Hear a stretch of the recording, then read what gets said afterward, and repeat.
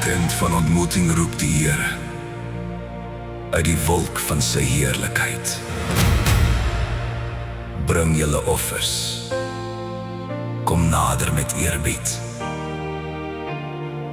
want ek is heilig.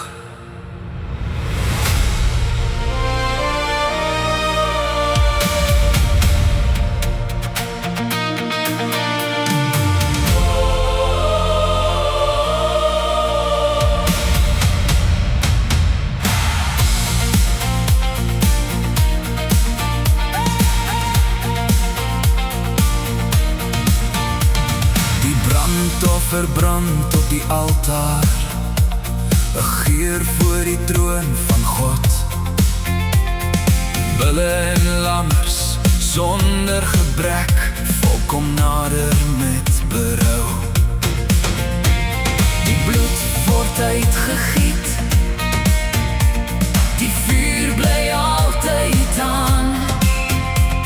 Die priesters staan voor die Here om verzoening te bring vir die land. Heilig, heilig is die Here God, niemand kom nader, behalwe deur die offer nie. Heilig voor die Here, ons buig voor u troon, deur bloed en deur genade roep u ons nader om te kom. Jesus, volmaakte offer, lam van ewigheid. Alles wys vooruit na Golgotha, waar liefde vir ons sterf. Aaron en sy seuns word afgesonder, gewas en met olie gesalf.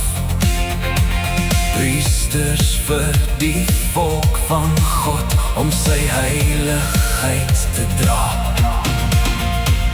Die heerlikheid van die Here verskyn, vuur val neer uit die hemel. Die volk juig en val op hul aangesigte, want God is in aanbidding. Maar Nadab en Abihu bring vreemde vuur voor die Here, en vuur kom uit sy teenwoordigheid, want sy naam is heilig. Wie voor hom staan, moet hom eer, wie hom aanbid, moet rein wees voor sy aangesig. Geen dier se bloed kon ooit volkome red nie. Elke offer het gewys na Jesus Christus, die ware hoëpriester, die volmaakte lam, die finale offer vir die sonde van die wêreld. Heilig voor die Here, ons staan net deur genade. Jesus het die weg oopgemaak, deur sy kruis en deur sy bloed.